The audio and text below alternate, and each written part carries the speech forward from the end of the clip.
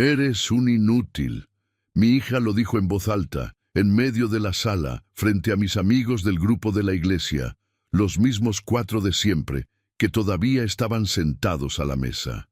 Doña Marta se quedó inmóvil, apretando la servilleta con las 2 manos. Don Ricardo desvió la mirada, visiblemente incómodo, y mi nieto Mateo estaba apoyado contra la pared, sin saber si mirarme a mí o mirar a sus propios padres. Ya no aguanto más que tú y tus amigos vengan aquí cada semana a acabarse nuestra comida, continuó mi hija, señalando los platos que todavía estaban sobre la mesa. Esto no es un comedor comunitario. Nosotros trabajamos todo el día y ustedes se pasan las tardes aquí como si fuera gratis.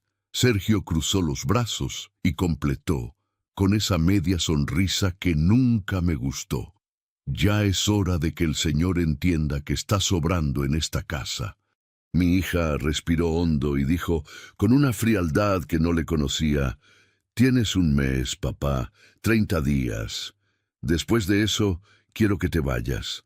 Me estaban dando un plazo para salir de la casa que yo compré en 2008 por 780,000 pesos. La misma que hoy vale más de 3,200,000. Ninguno de los dos sabía un detalle que nunca tuvieron la curiosidad de verificar. Yo no levanté la voz. Mientras ellos hablaban, yo simplemente empecé a contar los días. Antes de continuar, suscríbanse al canal y díganos en los comentarios desde dónde nos están escuchando. Mi nombre es Octavio Ramírez y tengo 70 años. He vivido lo suficiente para saber que hay insultos que no duelen en el momento. Duelen después, cuando ya estás solo y el silencio de la casa te devuelve cada palabra con una claridad que ningún grito podría igualar. Ese domingo había empezado como todos los demás. Mis compañeros del grupo de la iglesia llegaron poco después de la 1 de la tarde. Éramos 4 personas sentadas alrededor de la mesa. Don Ricardo, doña Marta y otros 2 compañeros del grupo que llevan años siendo parte de mi rutina de los domingos. Gente tranquila, gente que aprendió hace tiempo que la compañía vale más que cualquier otra cosa que puedas poner sobre un mantel. Yo había preparado arroz con pollo desde temprano. Le puse epazote, le puse el chile seco que a don Ricardo le gusta y calenté tortillas hechas a mano, porque doña Marta siempre dice que las de bolsa no saben a nada. Eso es lo que hago los domingos. Lo he hecho por años. Es lo poco que me queda de cuando mi esposa Concepción todavía estaba aquí para sentarse a mi lado. Laura entró a las 3 de la tarde. Sergio venía detrás de ella con esa forma de caminar que tiene, como si todo lugar al que llega ya le perteneciera antes de cruzar la puerta. Mateo entró último, con los audífonos colgando del cuello y los ojos en el teléfono, aunque noté que en cuanto vio a los invitados, lo guardó en la bolsa. A ese muchacho le enseñé yo a saludar a los mayores, y por lo menos eso todavía no se le ha olvidado. «Buenas tardes», dijo Mateo. Sus padres no dijeron nada. Me di cuenta de que algo estaba mal desde que Laura entró a la cocina y encontró las ollas todavía sobre la estufa. No habló en ese momento, pero la vi regresar al comedor con esa mandíbula apretada que heredó de su madre, solo que en su madre ese gesto venía antes del llanto, y en Laura viene antes de otra cosa completamente distinta. Don Ricardo estaba contando una historia sobre su hijo en Monterrey cuando Laura se plantó en la entrada del comedor. No se sentó, no saludó. Se quedó parada con los brazos cruzados, esperando a que don Ricardo terminara la frase. «¿Puedo hablar?», dijo. No era una pregunta. Lo que siguió duró menos de 3 minutos, pero esos 3 minutos pesaron como 30 años. Me llamó inútil. Me dijo que no aportaba nada, que yo y mis amigos éramos una carga para esta casa, que ella y Sergio llegaban cansados del trabajo y no merecían encontrar la sala ocupada por gente que no tenía nada mejor que hacer con su tiempo. Usó la palabra sobrando 2 veces.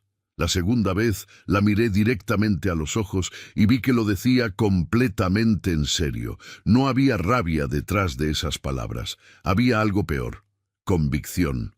Don Ricardo no se quedó callado. «Laura, no es manera de hablarle a tu padre», dijo con esa voz firme que uno solo usa cuando algo genuinamente le parece una injusticia. Ella lo miró como si él también fuera parte del problema. «Con todo respeto, don Ricardo, esto es un asunto de familia». Doña Marta no habló en ningún momento.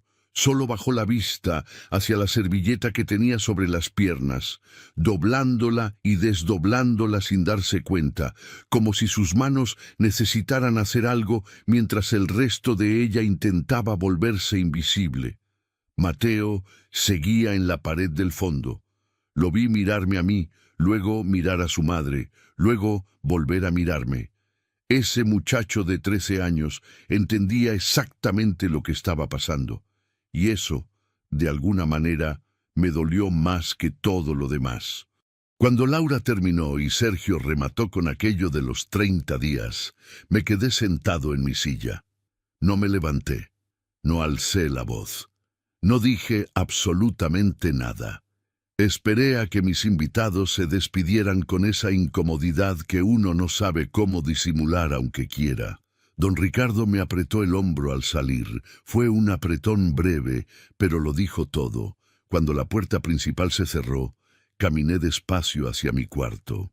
Abrí el cajón del buró, moví el acta de defunción de Concepción, unas facturas viejas, un rosario que ya no uso pero tampoco puedo tirar, y debajo de todo eso encontré lo que estaba buscando.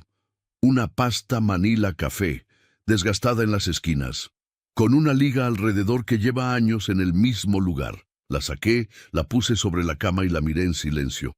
Ellos no saben lo que acaban de hacer. Hay cosas que uno construye despacio, ladrillo por ladrillo, peso por peso, y que los demás solo ven terminadas, nunca ven el esfuerzo, solo ven el resultado. Y con el tiempo, algunos empiezan a creer que el resultado siempre estuvo ahí, que nunca costó nada, que simplemente apareció un día como si fuera natural que existiera. Así pasó con esta casa.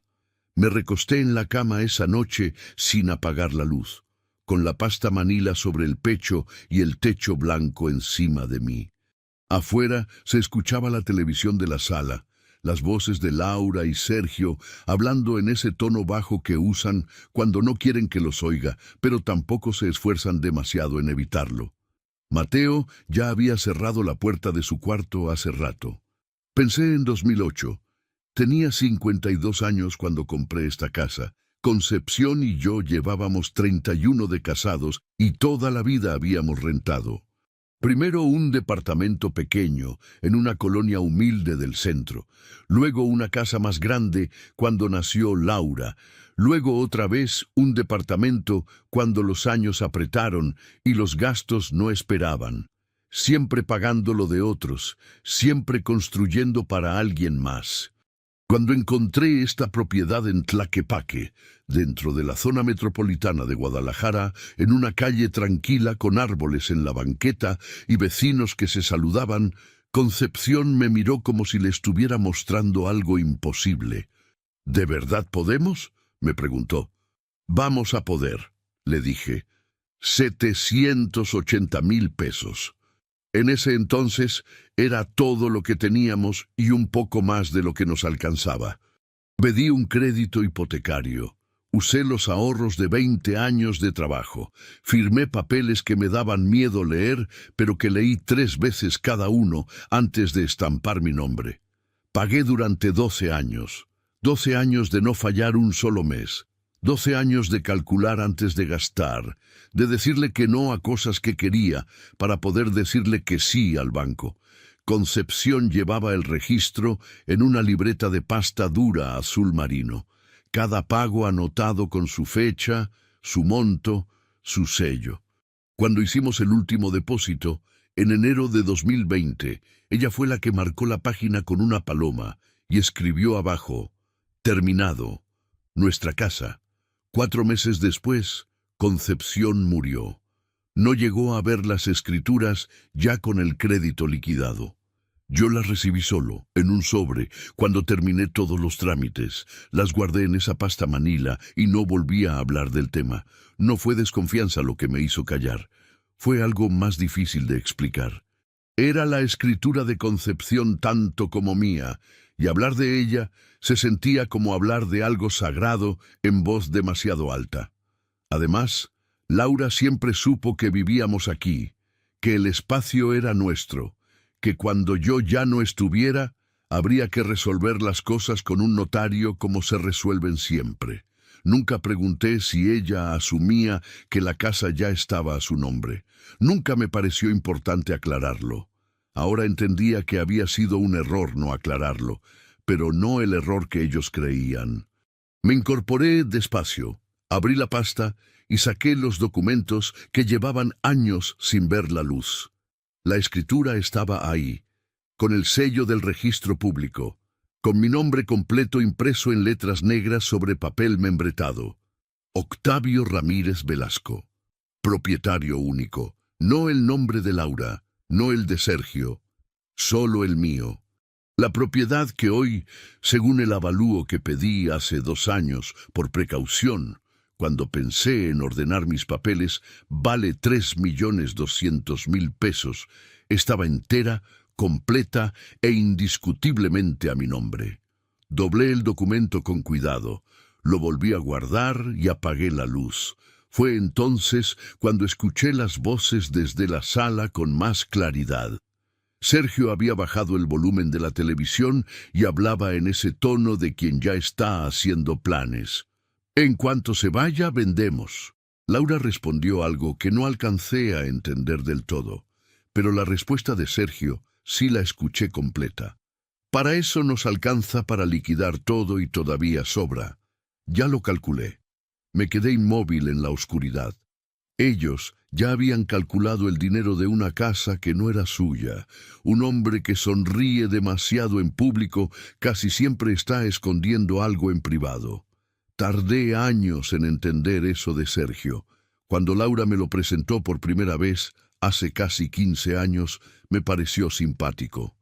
Hablaba bien, sabía escuchar cuando quería, tenía esa facilidad de los hombres que aprendieron desde jóvenes a caerle bien a la gente mayor.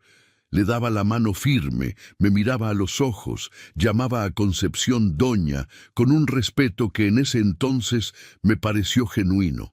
Con el tiempo fui viendo las grietas. No fue un momento específico, fueron pequeñas cosas acumuladas durante años. El negocio de importación que nunca despegó. La distribuidora de materiales que cerró al 1 año y medio.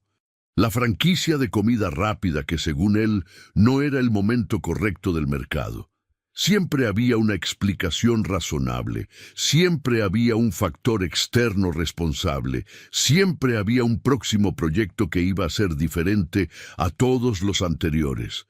Laura lo defendía cada vez, y yo aprendí a callarme porque Concepción me decía que no era mi lugar opinar sobre el matrimonio de nuestra hija. Tenía razón, pero el silencio tiene un costo que uno no siempre calcula a tiempo.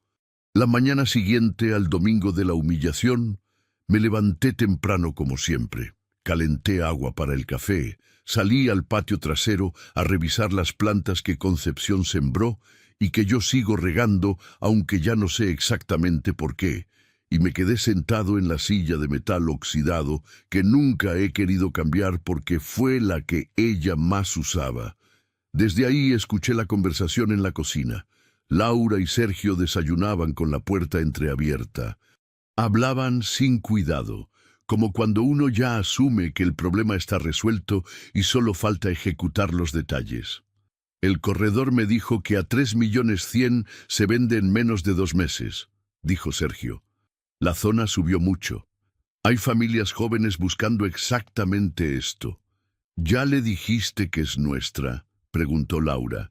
Le dije que estamos en proceso de regularización, que el titular es un adulto mayor y que ya está gestionado. No le mentí. Hubo una pausa. ¿Y si no se quiere ir? Sergio tardó un momento en responder. Cuando lo hizo, su voz tenía ese tono suave y seguro que usa cuando cree que tiene todo controlado. Para eso existe la presión familiar. Ya vio que hablamos en serio. Un hombre mayor solo, sin a dónde ir, cede. Siempre ceden. Escuché que Laura movía la silla. También podríamos hablar con un médico conocido del rumbo, el que lleva un asilo en Zapopan. Una valoración geriátrica, si sale que ya no puede vivir solo. Eso es más lento y más caro, cortó Sergio. Primero veamos si se va solo. Si no, buscamos al licenciado que me recomendó un conocido. Hay formas legales de gestionar esto cuando el titular ya no está en condiciones óptimas. No estaba temblando. No sentí rabia en ese momento. Sentí una calma fría, de esas que llegan cuando ya no hay duda. Estaban hablando de meterme a un asilo para poder argumentar que yo ya no era capaz de administrar mis propios bienes. Estaban hablando con un corredor de propiedades sobre una casa que asumían que era suya. Estaban calculando tiempos, costos y estrategias con la tranquilidad de quien cree que el otro no puede hacer absolutamente nada. Legalmente no puede hacer nada, había dicho Sergio. Me terminé el café despacio. Enjuagué la taza. La puse a escurrir junto al fregadero como hago cada mañana. Luego entré a mi cuarto, saqué la pasta Manila del cajón, revisé una vez más que todos los documentos estuvieran completos y escribí en un papel pequeño la dirección del registro público de la propiedad en el centro de Guadalajara. Tenía una visita que hacer y esta vez no iba a ir solo. Hay documentos que duermen durante años en un cajón y que un día despiertan con más fuerza que cualquier argumento. Salí de la casa a las 8:30 de la mañana, antes de que Laura y Sergio terminaran de desayunar. No avisé, no dejé nota. Tomé el camión en la esquina con la pasta Manila bajo el brazo y me senté junto a la ventana como cualquier hombre mayor que va a hacer un trámite ordinario un lunes por la mañana. Nadie en ese camión sabía lo que llevaba entre las manos. El registro público de la propiedad abre a las 9. Llegué 10 minutos antes y me senté en una de las bancas de la entrada junto a una señora que traía una carpeta de acordeón y un joven con traje que miraba el teléfono sin parar. Cuando abrieron las puertas, entré con calma. Saqué mi INE y pedí hablar con alguien que pudiera confirmarme el estado actual de una propiedad. La muchacha de la ventanilla me pidió la escritura y mi INE. Los revisó un momento, tecleó algo en su computadora y me dijo que esperara. Esperé un buen rato. Cuando regresó, traía una hoja impresa que puso sobre el mostrador y me explicó con la rutina de quien repite lo mismo 50 veces al día. La propiedad ubicada en esa dirección de Tlaquepaque estaba registrada a nombre de Octavio Ramírez Velasco, sin gravámenes, sin hipoteca y sin trámites o anotaciones pendientes. ¿Está todo en orden?, le pregunté. Todo en orden, señor, me dijo. Doblé la hoja, la guardé junto a la escritura y salí a la calle. Caminé unas cuadras hasta la oficina de mi abogado, un hombre que conocí hace años a través de don Ricardo cuando tuve un problema con un inquilino de un cuarto que rentaba en la parte de atrás de la casa. Era un hombre metódico, de pocas palabras, que tenía el hábito de escuchar todo antes de opinar. Eso siempre me generó confianza. Su secretaria me hizo esperar 15 minutos. Cuando entré, mi abogado estaba terminando una llamada. Me señaló la silla frente a su escritorio, terminó la llamada y me miró. Don Octavio, ¿cuánto tiempo? ¿Qué lo trae por acá? Le conté todo, sin exagerar, sin cargar las palabras de más emoción de la necesaria. Le conté el domingo, la humillación frente a los amigos, los 30 días, la conversación que escuché en la cocina, la mención del asilo, el corredor de propiedades y lo que Sergio había dicho con tanta seguridad. Legalmente no puede hacer nada. Mi abogado me escuchó sin interrumpirme. Cuando terminé, abrió la pasta Manila, revisó la escritura, revisó la hoja del registro público y la acomodó de nuevo con cuidado. La situación jurídica es completamente clara, don Octavio, dijo al fin. Usted es el único propietario de este inmueble. Su hija y su yerno son ocupantes. Llevan años viviendo ahí, sí, pero eso no les genera ningún derecho de propiedad. No hay comodato firmado, no hay contrato de arrendamiento, no hay ningún documento que les reconozca un título sobre ese bien. ¿Y el tema del asilo? Lo que dijo Sergio sobre mi capacidad. Para cuestionar legalmente la capacidad de una persona se necesita un proceso judicial, con evaluaciones médicas y derecho de defensa. No es algo rápido. Hizo una pausa. Pero si usted quiere actuar antes de que ellos intenten algo, hay una ruta mucho más directa. Me explicó que como propietario único yo tenía el derecho de solicitar formalmente la desocupación del inmueble. Que si los ocupantes se negaban, podía iniciarse un procedimiento legal que en casos donde la titularidad es clara y sin disputa, avanza con relativa rapidez. Que los 30 días que Laura me había dado a mí, yo podía convertirlos en algo completamente distinto. ¿Cuánto tiempo necesita para preparar el requerimiento?, le pregunté. Mi abogado entrelazó los dedos sobre el escritorio. Si me deja los documentos hoy, el jueves tienen un requerimiento formal en su puerta. Y si no lo atienden, procedemos por la vía legal. Asentí, saqué la escritura, la hoja del registro y los dejé sobre su escritorio. Cuando salí a la calle, el sol de Guadalajara ya estaba alto y la banqueta olía a tierra mojada porque había llovido temprano. Caminé despacio hacia la parada del camión sin prisa, con las manos en los bolsillos y la pasta manila vacía bajo el brazo. Ellos creían que tenía 30 días. Yo había decidido no esperar ni la mitad. Hay personas que confunden la ausencia de reacción con la ausencia de recursos. Eso fue exactamente lo que hicieron Laura y Sergio durante los días que siguieron.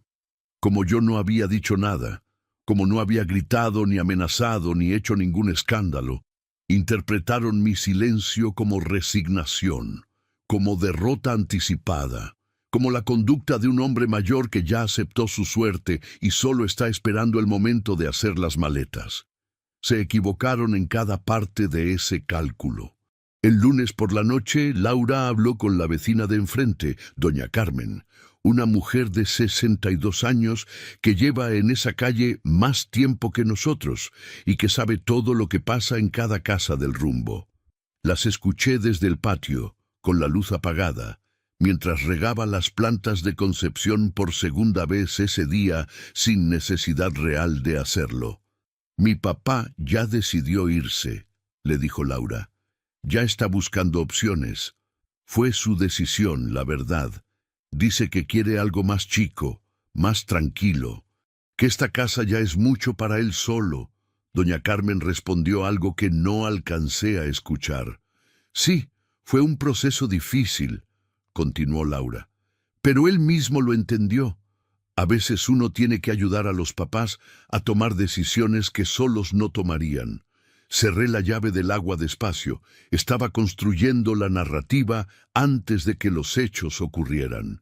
Estaba preparando el terreno con los vecinos para que cuando yo saliera de esta casa nadie preguntara demasiado.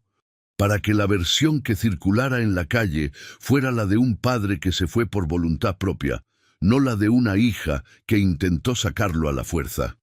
El martes cambió las cerraduras. Lo hizo en la mañana, mientras yo había salido a comprar el periódico y a tomar un café en la fonda de la esquina, como hago 3 veces por semana. Cuando regresé, mi llave ya no abría la puerta principal. Me abrieron después de varios minutos, como si yo fuera un extraño en mi propia casa. Fue Mateo quien abrió, con una expresión que mezclaba vergüenza y algo parecido al alivio de no tener que explicar nada. No dije nada.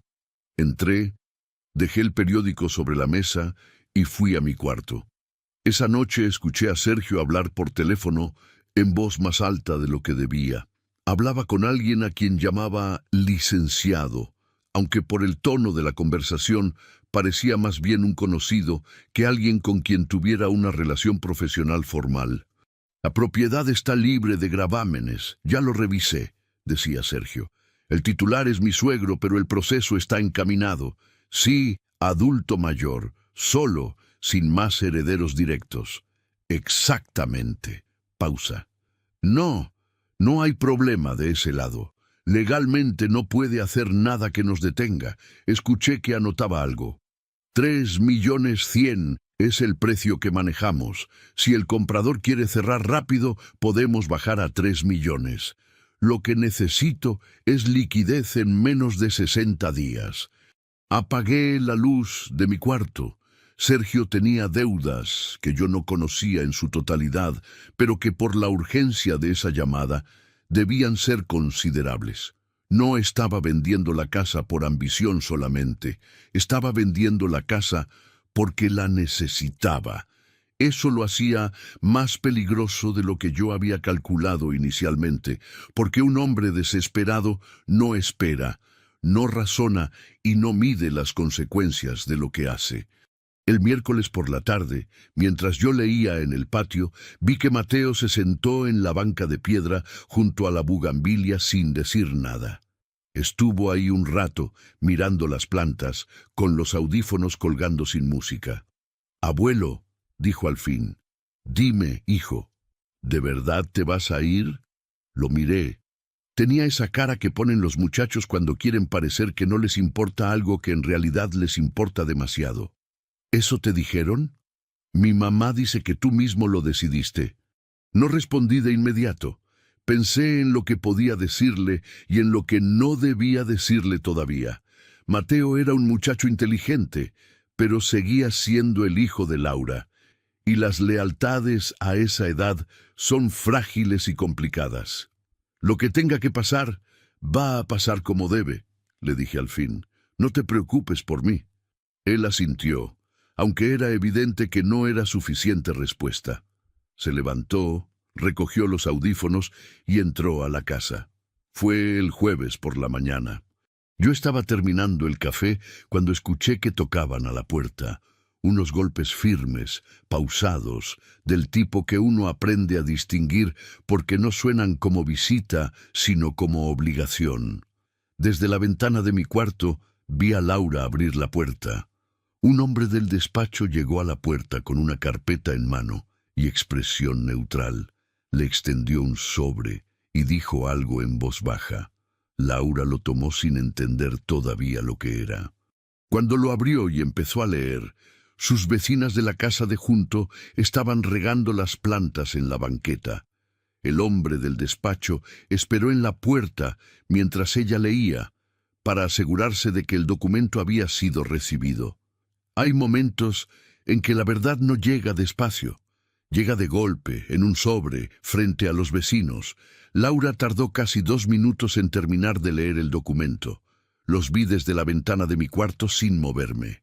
El hombre del despacho permanecía en la puerta con esa paciencia de quien ya ha visto muchas veces esa misma escena y aprendió hace tiempo que las reacciones de la gente no son su responsabilidad. Doña Carmen había dejado de regar.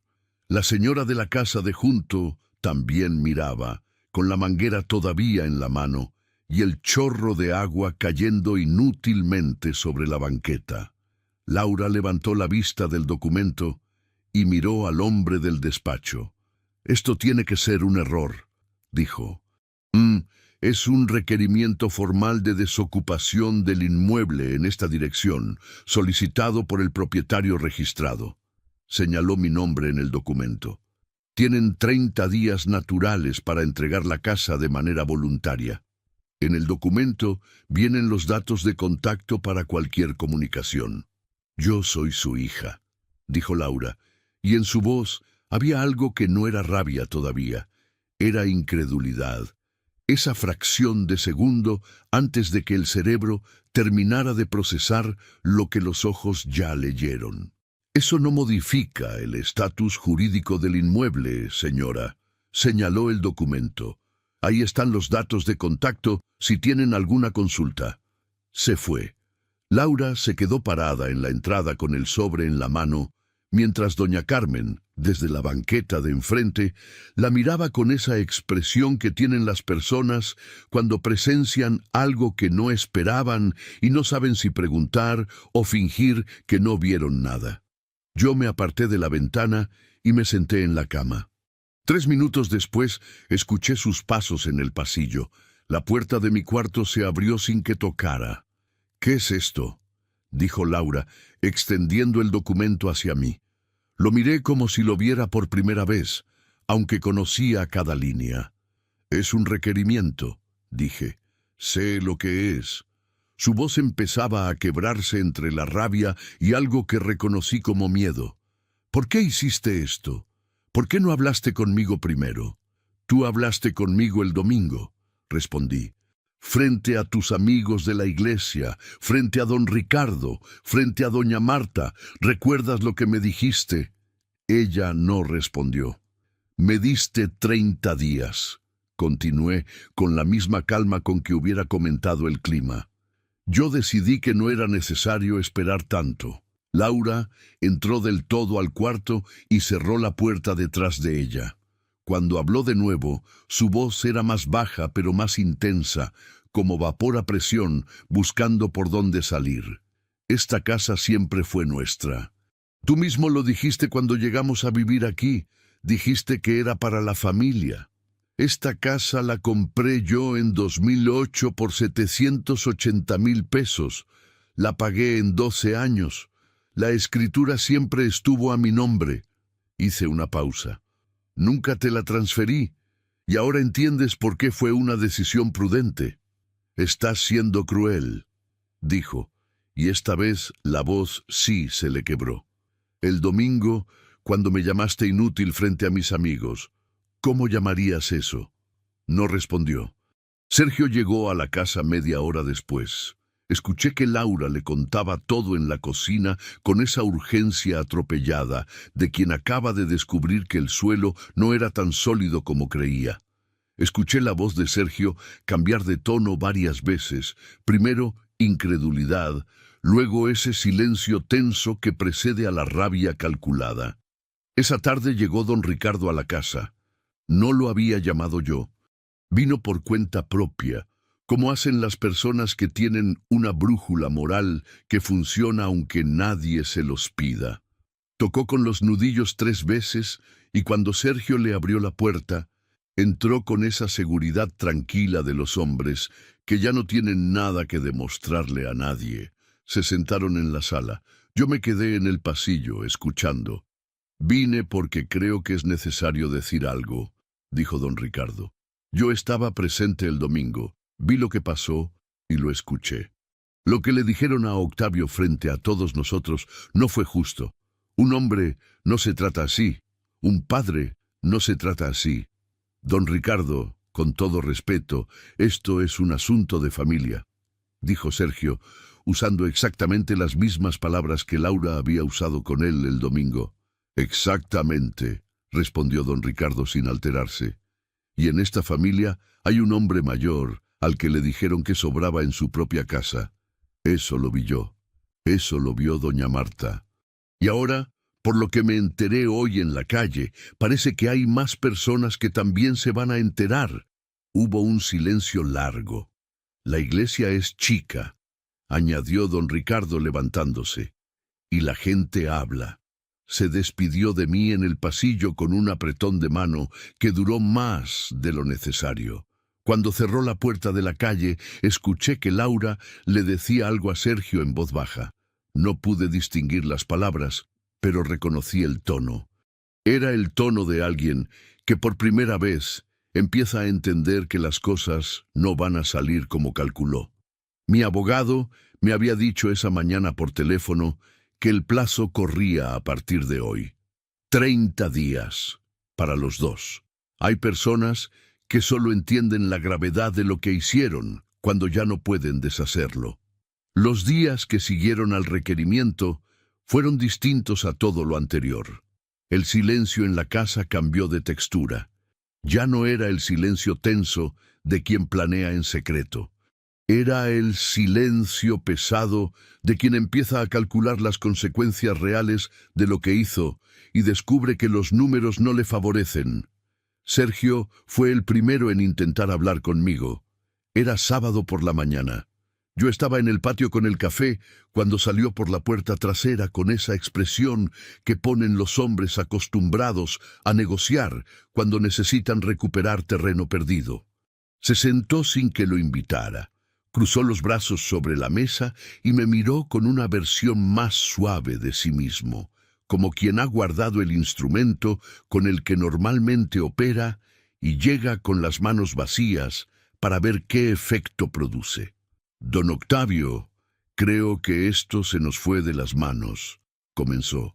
Lo del domingo fue un momento de tensión. Laura estaba agotada. Yo estaba agotado. Dijimos cosas que no debimos decir. Lo miré tomar un sorbo de mi café sin pedirme permiso. Entiendo que se sintió ofendido, continuó, y tiene razón en estarlo. Pero llegar a un requerimiento legal, a un proceso así, en una familia, ¿no cree que podemos resolver esto de otra manera? ¿De qué manera propones?, le pregunté. Se acomodó en la silla. Vi que había preparado esto, que tenía una propuesta lista. Podríamos hacer un acuerdo. Usted nos da un tiempo razonable para organizarnos, 6 meses, y nosotros nos comprometemos a buscar otro lugar con calma. Sin procesos, sin abogados, sin hacer esto más grande de lo que necesita ser. Hizo una pausa estratégica. Por el bien de Mateo también. El muchacho está muy afectado con todo esto.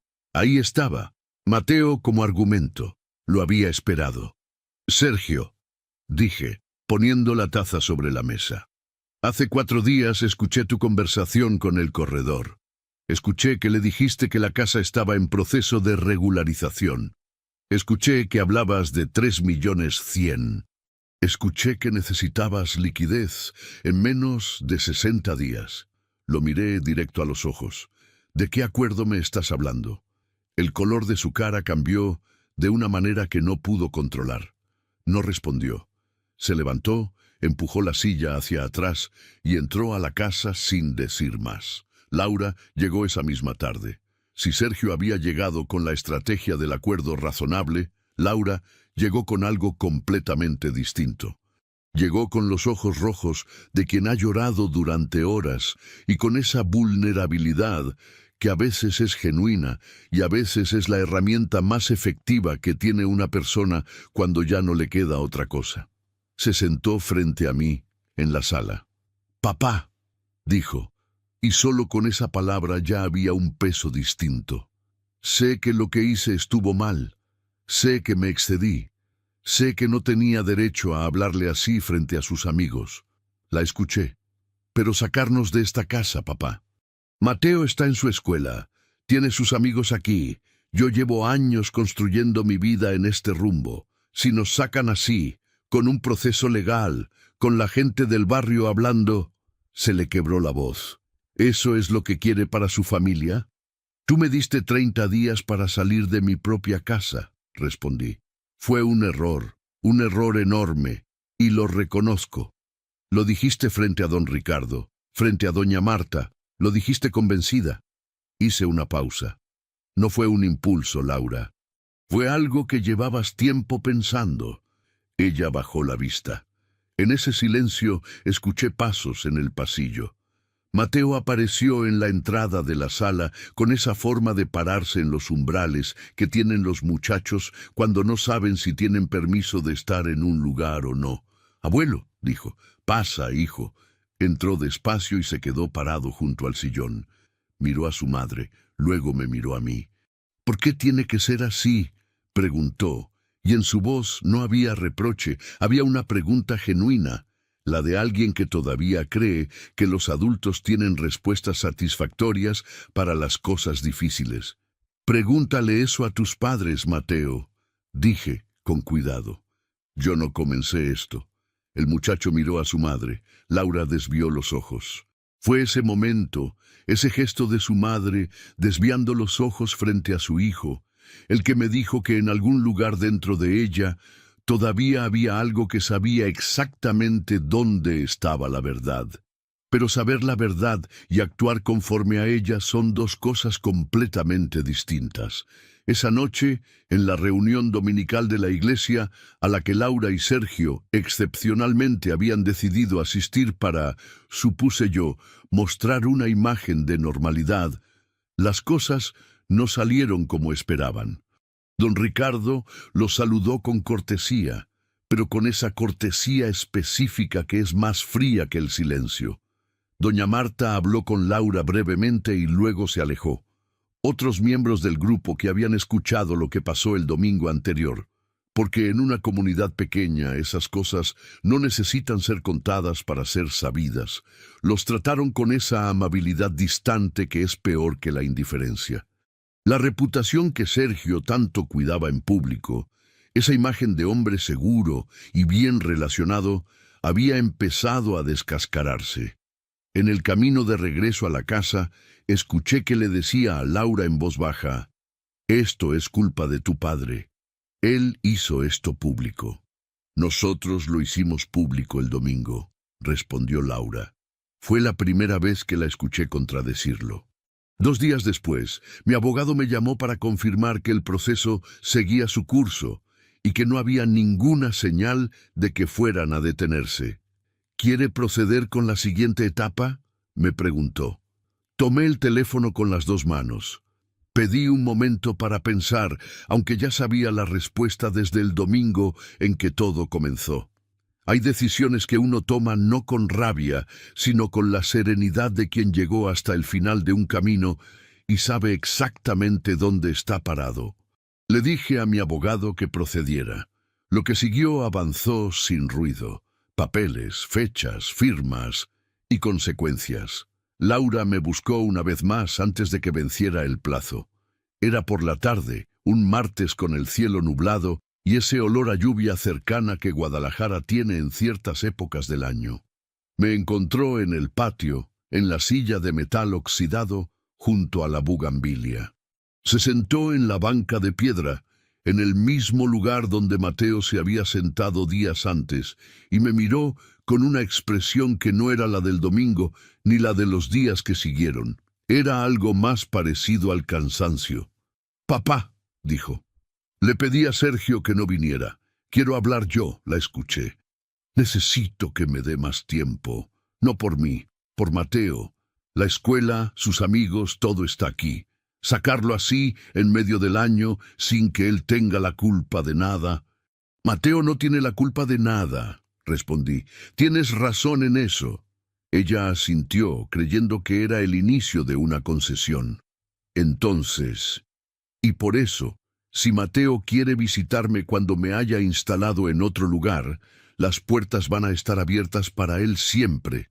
Hice una pausa, pero eso no cambia lo que tiene que pasar aquí. Laura cerró los ojos un momento.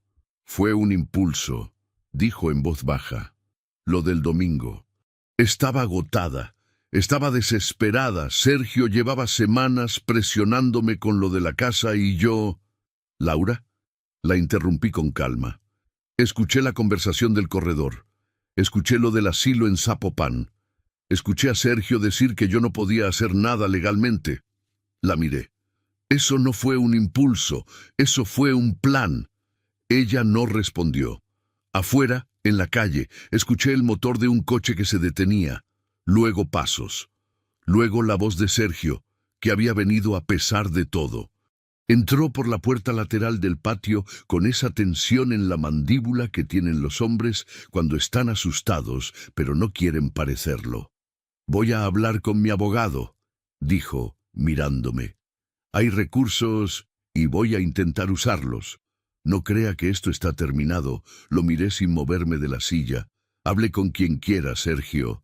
Mi abogado estará disponible para responder lo que presenten». Tomé el último sorbo de café. Eso sí, mientras tanto el plazo sigue corriendo. Sergio apretó la mandíbula, abrió la boca para decir algo más y luego la cerró. Era la primera vez que lo veía sin respuesta inmediata. Se fue sin despedirse. Laura se quedó un momento más. Me miró con esa mezcla de cosas que solo puede tener una hija que sabe que hizo mal y que sabe también que ya no hay forma de deshacerlo. ¿No hay nada que pueda hacer?, preguntó. Hace 30 años podrías haber hecho muchas cosas, le dije. El domingo pasado todavía había tiempo. Hoy ya no. Se levantó, recogió el suéter que había dejado en la banca y salió del patio sin decir más. El día que se fueron, Mateo pasó por mi cuarto antes de bajar sus cosas al coche. Tocó la puerta, que es algo que sus padres casi nunca hacían. ¿Puedo entrar? Siempre, le dije. Se paró en el centro del cuarto, con las manos en los bolsillos mirando el piso. ¿Vas a estar bien, abuelo? Voy a estar bien, le dije. ¿Ah? ¿Y tú? Levantó los hombros con esa honestidad sin adornos que tienen los de 13 años. No sé todavía. Asentí. Era la respuesta más honesta que alguien podía darme ese día. Le puse una mano en el hombro un momento y él no se apartó. Cuando bajó las escaleras, lo escuché. Desde la ventana de mi cuarto vi el coche de Sergio cargado con cajas, bolsas, la maleta grande de Laura, que siempre ha sido demasiado grande para los viajes que hace. Mateo subió al asiento de atrás sin mirar hacia la casa. Laura fue la última en salir. Se quedó parada un momento en el umbral de la puerta principal, con la mano todavía en el marco, como si el cuerpo le pidiera un segundo más antes de dar el paso hacia afuera. Cuando por fin cruzó hacia la banqueta, me acerqué despacio a la entrada. No me buscó con los ojos, o si lo hizo, yo ya no estaba en la ventana. Cerré el portón desde adentro. Escuché el coche arrancar. Escuché cómo el sonido del motor se alejaba por la calle con árboles y se perdía en algún punto que yo no podía ver. Me quedé solo en la sala. La misma sala donde, apenas 2 semanas antes, me habían llamado inútil frente a mis amigos, y donde todo se aceleró más rápido de lo que ellos imaginaron. La misma mesa, la misma luz de la tarde entrando por la ventana, el mismo olor a casa que lleva décadas siendo mía. Me senté despacio en mi silla, y por primera vez en mucho tiempo el silencio se sintió distinto. Se sintió como algo que yo había elegido. Yo no era inútil. Solo aprendí a no hablar hasta que llegó el momento.